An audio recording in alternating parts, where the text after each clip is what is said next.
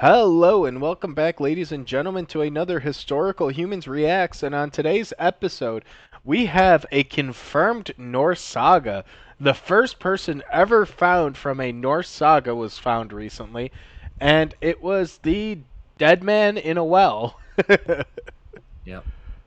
Yeah. So some context. There's an 800-year-old history poem because the Norse like to combine history and poetry into these weird pseudo epics that they called sagas. And about 800 years ago, the Sverre Saga, which is an account of King Sverre Sigurdsson of Norway, states that in the saga they take a dead man, throw him in a well, and then bury him with stones by just chucking stones back down on the well. You know, the things you do to people you like. Well, to be fair, part of the reason you would do that is to poison the well. You want to make it undrinkable for anyone who has to dip in there, because you're not going to drink the body grog. You're not going to. It, yeah, I don't think they wanted the poison the well. It looks like they were filling in the well, and they used it as a man's grave. Is what the description seems to be. Oh no, if you read the third paragraph, a corpse thrown into a castle wall by an invading force, probably to make any water in there undrinkable by decaying in it. If you read the article, that throwaway I, line I stuff. read the article. I'm not talking about the quote from the archaeologist. I'm talking about the quote from the saga, Yeah.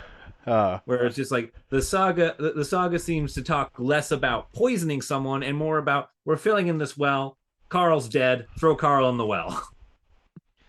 yeah. Well, it's interesting too because what this is what a lot of researchers are attempting to do in the modern day because w- uh, what people may not realize is archaeological sites are a finite resource.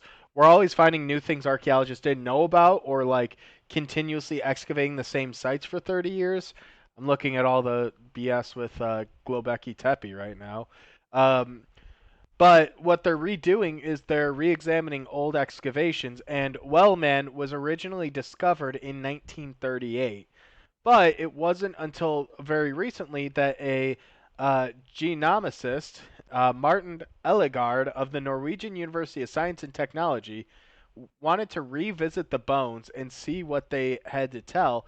And what they were able to do is basically differentiate and identify the bones.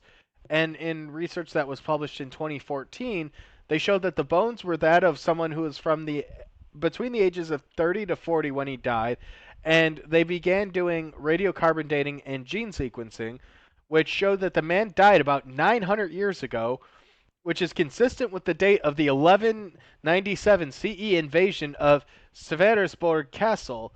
And thanks to the analysis, we know he probably had blonde or light brown hair and blue eyes. Yeah. What's more is that we know that he's actually from the very southernmost part of Norway, Vest Agder, which is several hundred miles from Trondheim, which is where King Sverre's castle is, which is where he would have been found in this well.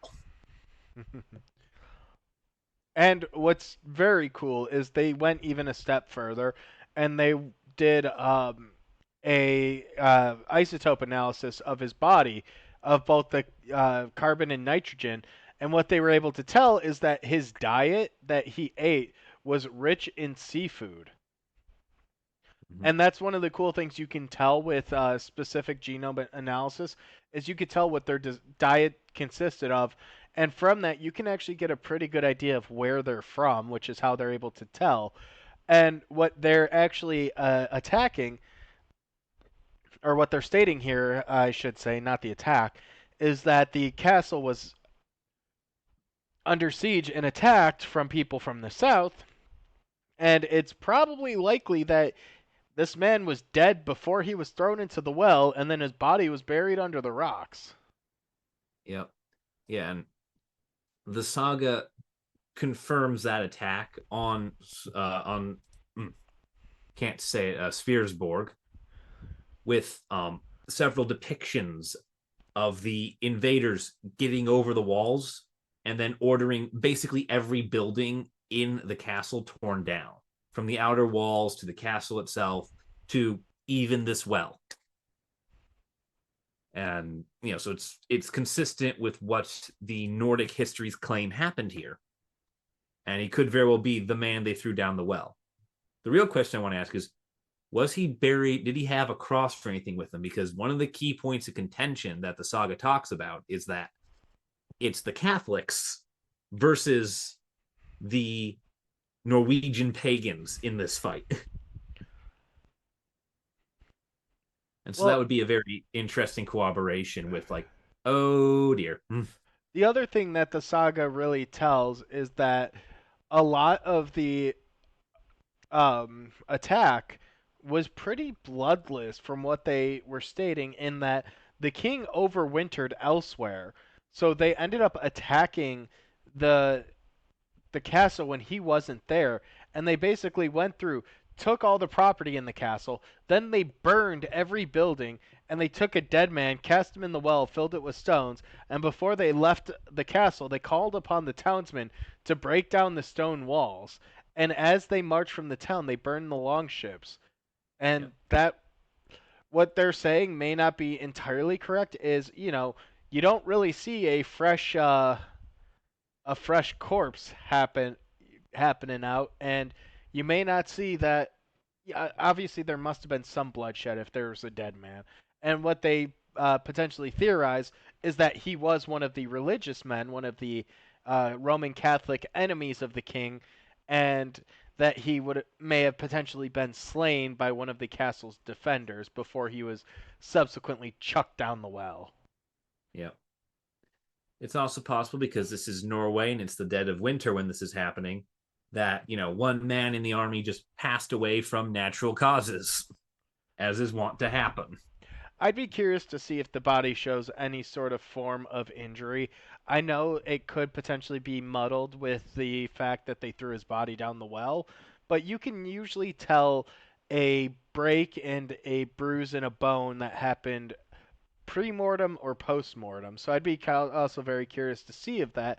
But this is kind of an interesting link of past and present, where they're able to link a very well-known Nordic saga and tie it to an actual real person and tie it to a real event, because this man really did end up at the bottom of a well.